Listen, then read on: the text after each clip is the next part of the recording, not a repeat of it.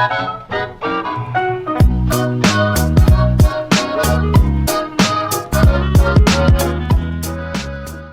students, நாம இன்னைக்கு என்ன பார்க்க போறோம்னா forms of verbs. Forms of verbsனா verbs எப்படி எல்லாம் உருவாகி இருக்கு அப்படிங்கறத பார்க்க போறோம். இப்போ வந்து now அப்படினா இப்ப நடக்கிறது, அது present tense. Earlier அப்படினா ஏற்கனவே நடந்து முடிஞ்சது, அது past tense. Later அப்படினா இனிமே நடக்க போறது, அது வந்து future tense.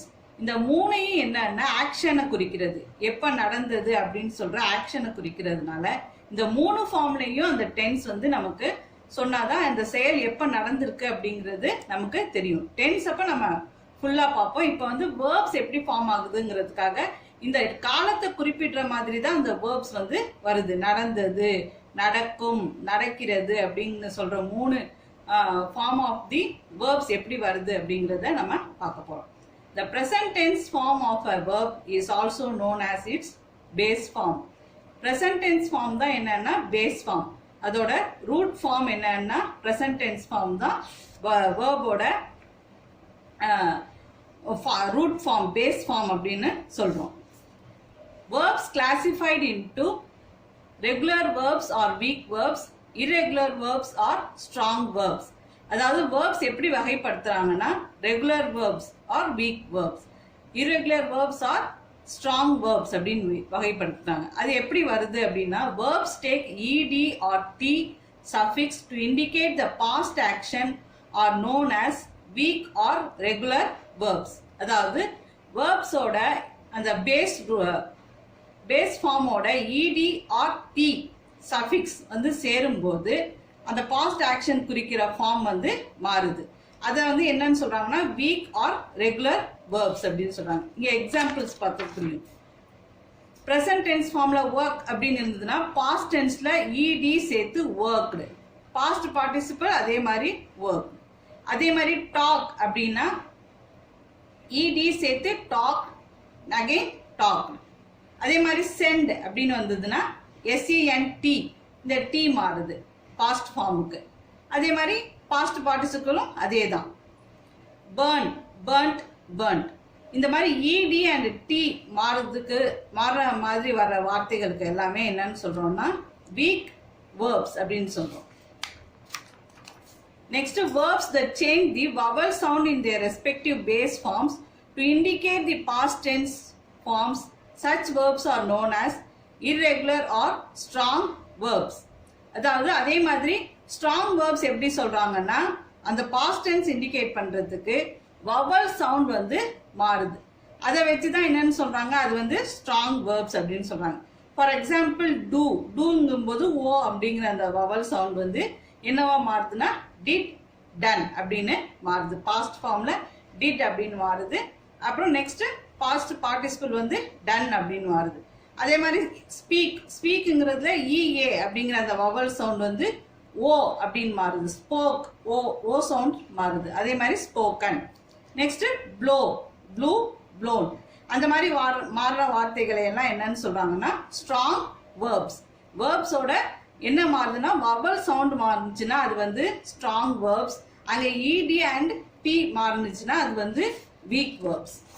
Next verb formation இன்னும் வேற விதமா எப்படி வருது அப்படின்னு சொன்னோம்னா nouns and adjectives can also be used as verbs.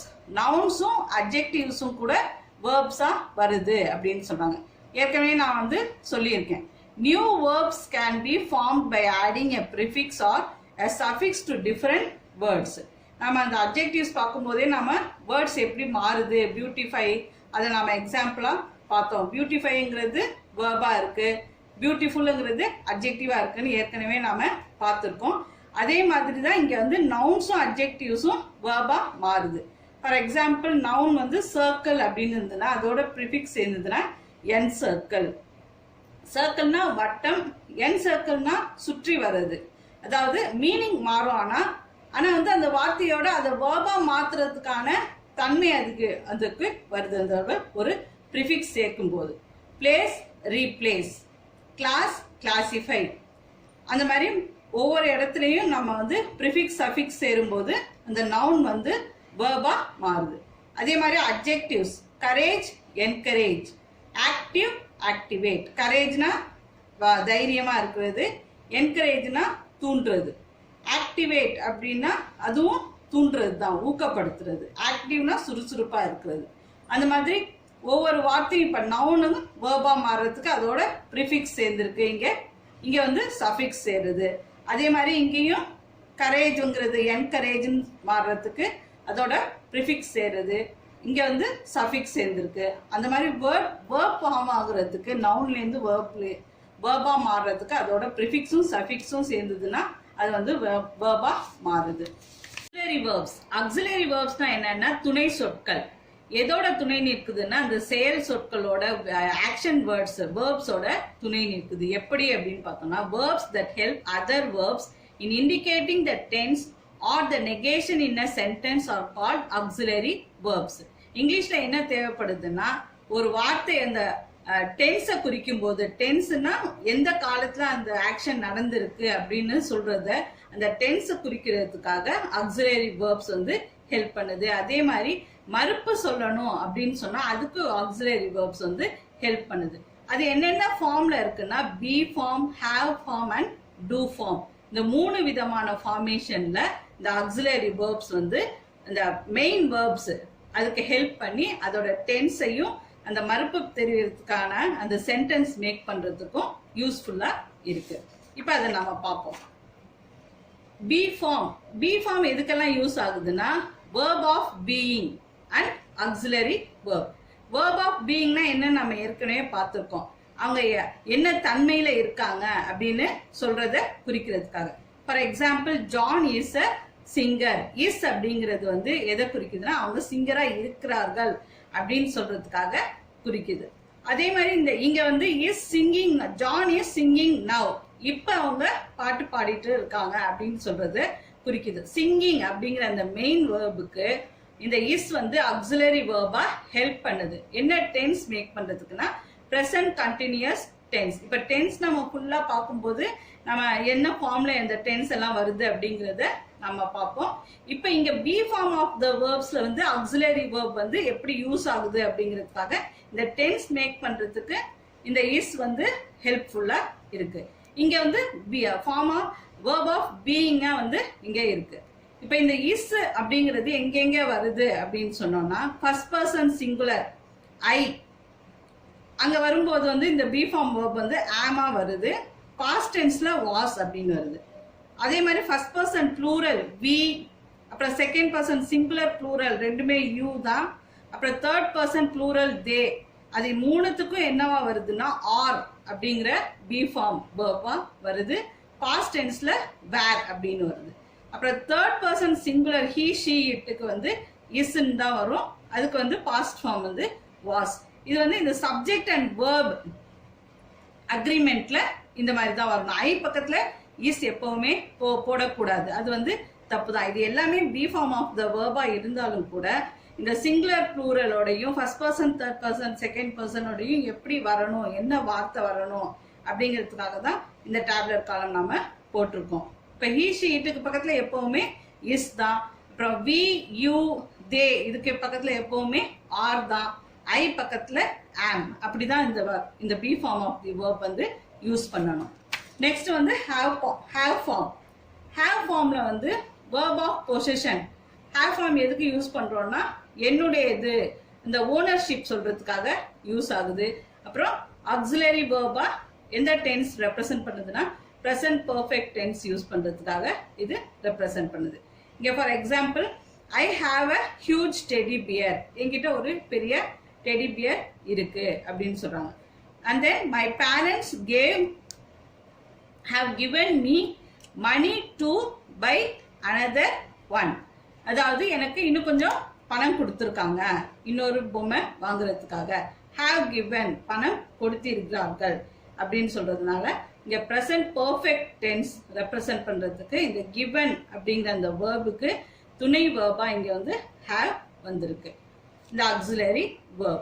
இப்ப ரெண்டு ஃபார்மேஷனும் என்னன்னா verb of possession ஒன்னு have ஃபார்ம்ல ஓனர்ஷிப் குறிக்கிற மாதிரியும் வருது, இன்னொன்னு auxiliary verb இந்த present perfect tense ஹெல்ப் பண்றதுக்காக have ஃபார்ம் வந்து வந்திருக்கு. அதே மாதிரி இந்த ஹேவும் ஹேஸும் எங்க யூஸ் பண்ணணும் அப்படின்னா first person singular plural and then second person singular plural, third person plural, இது எல்லாத்துக்குமே ஹேவ் தான் வரணும். ஹீ ஷீ இட்டுக்கு மட்டும் ஹேஸ் வரணும். இங்க ஃபர்ஸ்ட் பர்சன் சிங்குலர் ஐயா இருந்தாலும் அதுக்கு பக்கத்துல எப்பவுமே ஹேவ் தான். அங்க இஸ்க்கு பதிலா ஆம் வந்திருக்கு. இங்க வந்து ஹேவுக்கு ஹேவ் மட்டுமே தான் வரும் இது எல்லாத்துக்குமே. இங்க ஹீ ஷீ இட் இந்த சிங்குலர் சப்ஜெக்டுக்கு வந்து அதுக்கு ஹேஸ் மட்டும்தான் வரணும். அது ரெண்டுத்துக்குமே பாஸ்ட் ஃபார்ம் வந்து ஹேட் தான். இந்த ஹேவ் ஃபார்ம் வேர்ப்ல வந்து இதுதான் ரூல்ஸ். வேர்ப் ஆஃப் பொசிஷனுக்கும் ஆக்சிலரி வேர்புக்கும் யூஸ்ஃபுல்லா இருக்கு. Next do form is used to change and affirmative sentence into either a negative or and interrogative sentence. இங்க தான் சென்டென்ஸ் மேக் பண்றதுக்காக யூஸ்ஃபுல்லா இருக்கு இந்த டூ ஃபார்ம் வேர்ப். இந்த ஒரு வேர்பை எப்படி நாம பிரிக்க போறோம் அப்படிங்கறத இப்ப பாத்துக்கோங்க. இது எதுக்கெல்லாம் யூஸ் ஆகுதுன்னா அஃபர்மேட்டிவ் சென்டென்ஸ் ஒரு ஸ்டேட்மெண்ட் சென்டென்ஸை நாட் வச்சு நாம நெகட்டிவ் சென்டென்ஸா மாற்றும் போதும், இல்லாட்டி ஒரு கேள்வி வினாவா நாம இன்ட்ராகேட்டிவ் சென்டென்ஸ்னா கேள்வி வினாவா மாற்றும் போதும் தான் இந்த சென்டென்ஸ்ல வந்து நமக்கு டூ நமக்கு தேவைப்படுது. இந்த பிளே அப்படிங்கிற டூ ஃபார்மா மாற்றணும்னா பிளே அப்படிங்கிற ப்ரெசன்ட் டென்ஸ் வேர்ப் வந்து எப்படி பிரிக்கலாம்னா டூ பிளஸ் பிளே. அதே மாதிரி பிளேஸ் இந்த plural form of the verb வந்து எப்படி பிரிக்கணும்னா does plus play. Next played இந்த past tense form of the play வேர்பை வந்து டிட் பிளஸ் பிளே அப்படிதான் நம்ம பிரிக்கணும் சென்டென்ஸ்ல. For example we play in the field, நம்ம ஃபீல்டில் விளையாடணும் அப்படின்னு சொல்றாங்க. அஃபர்மேட்டிவ் சென்டென்ஸ் அதை எப்படி பிரிச்சிருக்காங்க? We do plus play in the field அப்படின்னு பிரிச்சுட்டு we do not play in the field அப்படின்னு நெகட்டிவ் சென்டென்ஸா நாம மாத்துறதுக்கு இங்க டூ நாட் அப்படின்னு நெகட்டிவ் சென்டென்ஸா மாத்துறதுக்கு யூஸ்ஃபுல்லா இருக்கு.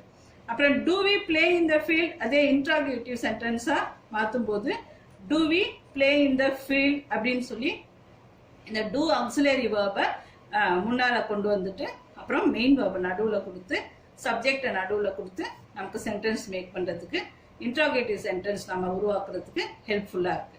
அப்புறம் ஹீ பிளேஸ் இந்த சிங்குலருக்கு plural form of the verb தான் எப்பவும் வரணும். அந்த சப்ஜெக்ட் அண்ட் வேர்ப் அக்ரிமெண்ட்ல நம்ம அதை பார்ப்போம். அந்த சென்டென்ஸ் எப்படி நமக்கு சப்ஜெக்ட் அண்ட் வேர்ப் அக்ரிமெண்ட் வருது அப்படிங்கிறது சென்டென்ஸ் ஃபார்மேஷன்ல நாம பார்ப்போம்.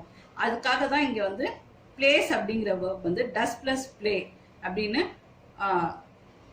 பிரிக்கணும். அந்த பிளேஸ்ங்கிற வேர்ப் இந்த ஃபீல்ட் அது அஃபர்மேட்டிவ் சென்டென்ஸா வருது.